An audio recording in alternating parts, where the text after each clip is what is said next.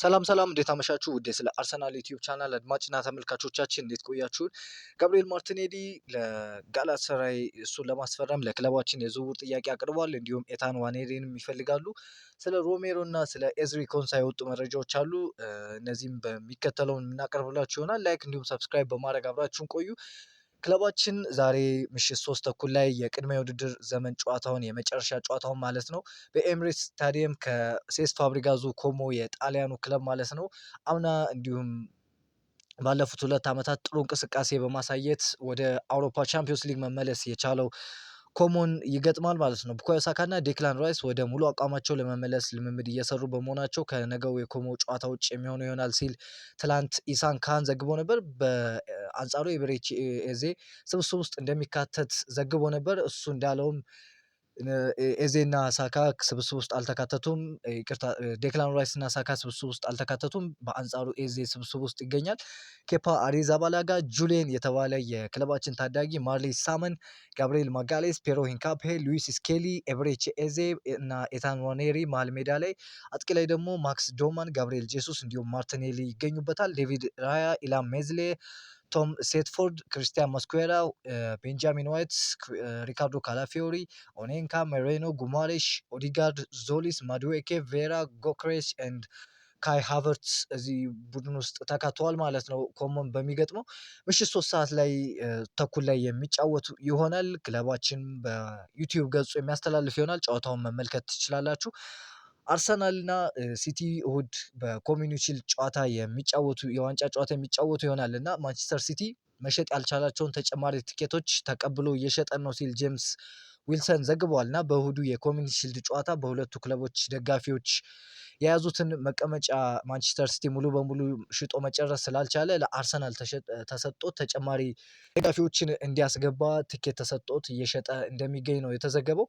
ማንቸስተር ሲቲዎች የተሰጣቸውን ትኬት ብዛት ሙሉ በሙሉ መሸጥ ባለመቻላቸው ምክንያት አርሰናል ከግማሽ በላይ ስታዲየም ደጋፊዎች ይዞ ይገባል የሚል መረጃዎች ነው የወጡት። ስለ ኤዝሪ ኮንሳ ዝውውር እስኪ እናንሳ። አርሰናል በኤዝሪ ኮንሳ ላይ ያለው ፍላጎት እየጨመረ መጥቷል ሲል ዛሬ ምሽት ላይ ሳሚ ሞክቤል ዘግቧል። ተጫዋቹን ለማስፈረም መጀመሪያ ያደረጉት ጥረት 30 ሚሊዮን ፓውንድ አካባቢ ብቻ ለመክፈል በነበራቸው ፍላጎት ሳይሳካ ቀርቷል። አስቶን ቪላ ተጫዋቹን ያወጡት ዋጋ 60 ሚሊዮን ፓውንድ ነው። አርሰናል ኮንሳን ለማስፈረም ከሚፈልጉት የገንዘብ መጠን በደንብ ከፍ ማድረግ እንደሚጠበቅባቸው አምነው ተቀብለዋል። ነገር ግን አስቶን ቪላ ተጫዋቹን ካወጡት የዋጋ ተመን በታች ይለቁታሉ የሚለው የሚታይ ይሆናል ሲልም ነው ሳሚ ሙክቤል የዘገበው እና አርሰናል ከ30 ሚሊዮን ፓውንድ በላይ ለመክፈል ፈቃደኛ ነው። ነገር ግን 60 ሚሊዮን ፓውንድ ይከፍላሉ የሚለው ትልቅ ጥያቄ ነው። ምክንያቱም አስቶን ቪላ እየጠየቀ ያለው ዋጋ ይሄን ያክል ስለሆነ ማለት ነው። አርሰናል በዊሊያም ሳሊባ ቦታ ተጫዋች ለማስፈረም እየፈለገ በዚህም ሌላኛው ተጫዋች የቶተናም የቡድን አምበል ክርስቲያን ሮሜሮን ለማዘዋወር ስላለው እድል ከቶተናም ጋር የመጀመሪያ ደረጃ ውይይት አድርጓል ሲል ሳሚ ሞክቤል ዘግቧል። በሁለቱ የሰሜን ለንደን ክለቦች መካከል ያለው ከፍተኛ ፉክክር ግምት ውስጥ ሲገባ ስፐርስ ይህንን የ28 ዓመት ተጫዋች ለአርሰናል መሸጥ ምንም አይነት ፍላጎት እንደሌላቸው ይታመናል። አሁን ላይ ግን ኮንሳ ከሮሜሮ በላይ ቀዳሚ ምርጫ ነው ሲልም ነው ሳሚ ሞክቤል የዘገበው። በሚቀጥሉት ቀናት በተለይ ፕሪሚየር ሊጉ ሊጀምር 9 ቀናት ቀርቶታል እና አርሰናል ከሁለቱ ተጫዋቾች ምናልባትም ደግሞ ሌሎችም ተጫዋቾች አሉ ከነሱ መካከል ሊያስፈርም የሚችልበት ሰፋ ያለ ድል እንዳለ ይጠበቃል። ስለ ሁሊያን አልቫሬዝ ዛሬ ላይ የወጡ መረጃዎችን ላድርሳቸው። አትሌቲኮ ማድሪድ አሰልጣኝ ዲያጎ ሲሚዮኒ እና ኮከቡ ሁሊያን አልቫሬዝ ወደ ልምምድ ማዕከል ከተጫዋቹ በፊት በጣም ቀድመዋል። ሁለቱ ተነጋግረዋል። ስለ አሳሳቢ ጉዳይ ለሲሚዮኒ ገልጿል። ሆኖም ዲያጎ ሲሚዮኒ ለመጪው የውድድር ዘመን በሁሊያን አልቫሬዝ ሊፈልገው እንደሚችል ቀደም ሲል ተዘግቧል ሲል ዛሬ የስፔኑ ሙንዶ ዲፖርቲቭ ዘግቧል። ሁሊያን አልቫሬዝ ወኪሉ ፈርናንዶ ሂዶ እና ሴርጂዮ ዲያዝ ዛሬ ጠዋት ወደ ማጃጃ ሆንዳ የአትሌቲኮ ማድሪድ የስልጠና ማዕከል ሲገቡ ታይተዋል። እስካሁን ባለው መረጃ ክለቡ ጋር እየተደረገ ምንም አይነት ስብሰባ የለም። አሰልጣኝ ሲሚዮኒና ሁሊያን አልቫሬዝ መደበኛ ያልሆነ ውይይት መደረጋቸው ዘግቧል። አትሌቲኮ ማድሪድ ዳይሬክተር ማቲው አሌማኒ ለሁሊያን አልቫሬዝ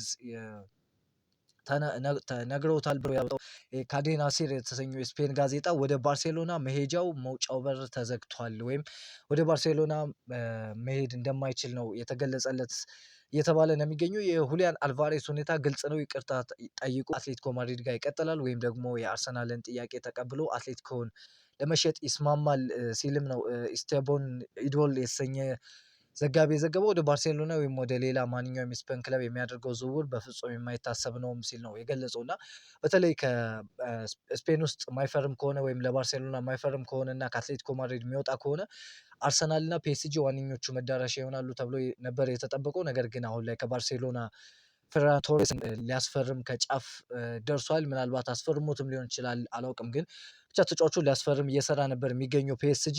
ስለዚህ አርሰናል ዋነኛ አማራጩ ይመስላል ከአትሌቲኮ ማድሪድ የሚወጣ ከሆነ ሁሊያን አልቫሬዝ እና አሁን ላይ የእሱ ሁኔታ በአርሰናል ክትትል ውስጥ እንደሚገኝ ነው የተገለጸው። አትሌቲኮ ማድሪድ ሁሊያን አልቫሬዝን ወደ ባርሴሎና እንዲዛወር አሁንም ፈቃደኛ አይደለም። ተጫዋቹ በዚህ ሁኔታ ቅር ቢሰኝም ጥረቱን ግን አላቆመም። ይህን ጉዳይ እስከ መጨረሻው መከታተል ያስፈልጋል። አርሰናል አሁንም ከሚታዩ አማራጮች መካከል አንዱ ሆኖ ቀጥሏል። አትሌቲኮ ተጫዋቹን ወደ ባርሴሎና እንዲሄድ ባይፈልግም በአጠቃላይ ከክለቡ እንዲለቅ ከፍተኛ ፈቃደኛ ከሆነ አርሰናል ሁኔታውን በቅርብ የታተለ ይገኛል ሲል ፋብሪዚዮ ሮማኖ ዘግቧል። እና አትሌቲኮ ማድሪድ ተጫዋቹን ወደ ባርሴሎና አልሸጥም ብሎ በሀሳቡ የሚጸና ከሆነ አርሰናል ብቸኛ አማራጩ ነው። ከአትሌቲኮ ማድሪድ ከወጣ ደግሞ ክለባችን እሱን ለማስፈረም ዝግጁ እንደሆነ ፋብሪዚዮ ሮማኖ ዘግቧል።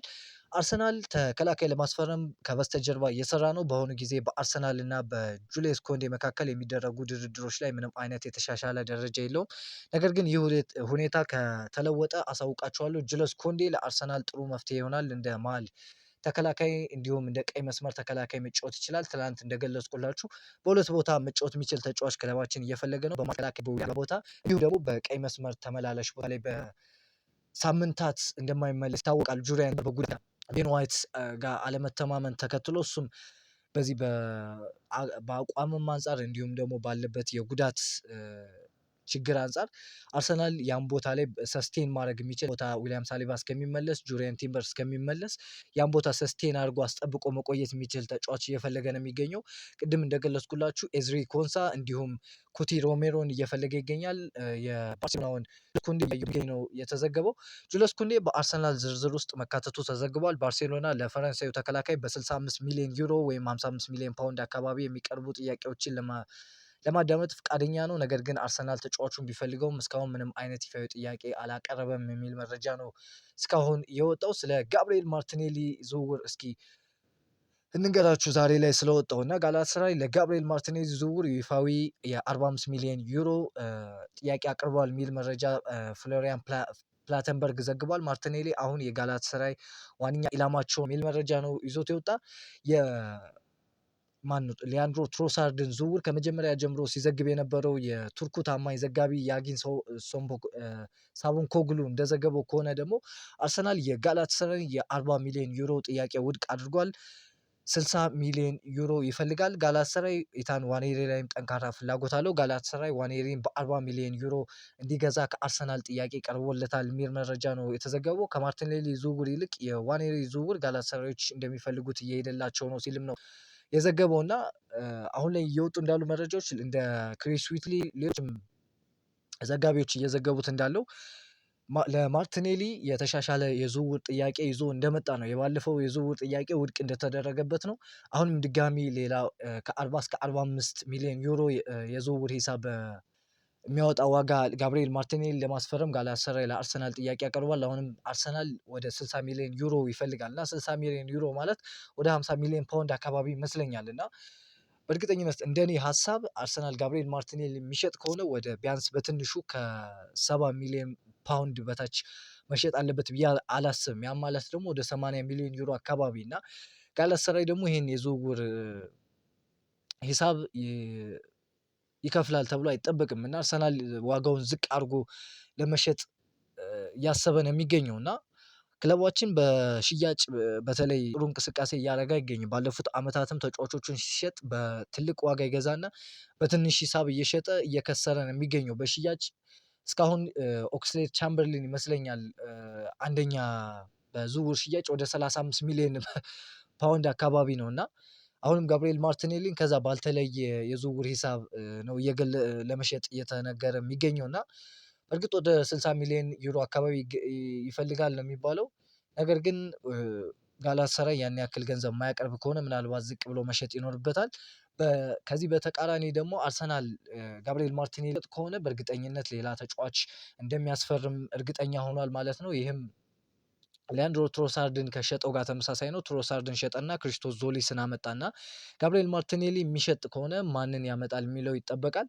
በተለይ ደግሞ በአንድ የውድድር ዓመት ሁለት በፕሪሚየር ሊግ ልምድ ያላቸውን ተጫዋቾች መልቀቅ በቀጣይ የውድድር ዓመት ዋጋ ያስከፍለዋል ተብሎ ይጠበቃል እና በዚህ ዝውውር መስኮት ክለባችን በተለይ ከጁቬንቱሱ ኬናን ይልዲዝ ጋር ስሙ እየተነሳ ነው የሚገኘው። እሱን ካላስገጠኝነት ሌሎች ተጫዋቾች በጥራት አንጻር ከማርቲኔሊ የተሻሉ ተጫዋቾች አሉ ብዬ አላስብም። በገበያው ላይ ማንን ያስፈርማል የሚለው የሚጠበቅ ነው። ነገር ግን ጋብሪኤል ማርቲኔሊ አርሰናል መቆየት ይፈልጋል። ነገር ግን ጋላታሳራይ ለዝውውሩ ጠንካራ ፍላጎት እንዳለው እና የዝውውር ጥያቄም እንዳቀረበ አሁን ላይ ተዘግቧል። ስለ ማይለስ ሉዊስ ስኬሊ እስኪ ከትናንት መረጃዎችን እናቀርብላችሁ። አርሰናል ማይለስ ሉዊስ ስኬሊን ዝውውር አላቀረበም። አርሰናል በዚህ ክረምት ሊሸጡት ያሰቡት ተጫዋች አይደለም ሲል ዘ አትሌቲክ ዘጋቢ ገነር ብሎክ ዘግቧል። አርሰናል ማይለስ ሉዊስ ስኬሊን ለመሸጥ እየሞከረ አይደለም። ክለቡ ከሌሎች ቡድኖች ተጫዋቹን እንዳላቀረበ ተነግሯል። የመሸጥ እድላቸው ከፍተኛ የሆኑ ሌሎች የአርሰናል ተጫዋቾች አሉ። ብሩኖ ጊማሬሽ ወደ አርሰናል መቀላሉ አያስፈራውም። ልምድ ካላቸው ተጫዋቾች ጋር ለማወዳደር የቋሚ ተሰላፊነት ቦታን ለማግኘት እንደሚፎካከር እርግጠኛ ነው። ስለዚህ አርሰናል የወደፊት ክለቡ አካል አድርጎ ይመለከተዋል ሲል ዘ አትሌቲክስ ዘግቧል እና በተለይ ከክለቡ ከተጫዋቹ ጋር ሲያያዝ የነበሩ ማንቸስተር ዩናይትድ እና ወቅት ማይልስ ሉዊስ ስኬሊን ከማስፈረም ይልቅ በሉዊስ ሃል ላይ ማተኮር ቅድሚያ ሰጥቶታል ሲል ማንቸስተር ዩናይትድን ሰን ስፖርት ዘግቧል። ቼልሲ ተጫዋቹን ከግምት ውስጥ አስገብቶታል። ነገር ግን ይፋዊ ጥያቄ ለማቅረብ ከውሳኔ አልደረሱም የሚል መረጃም ነው ሰን ስፖርት ይዞት የወጣው።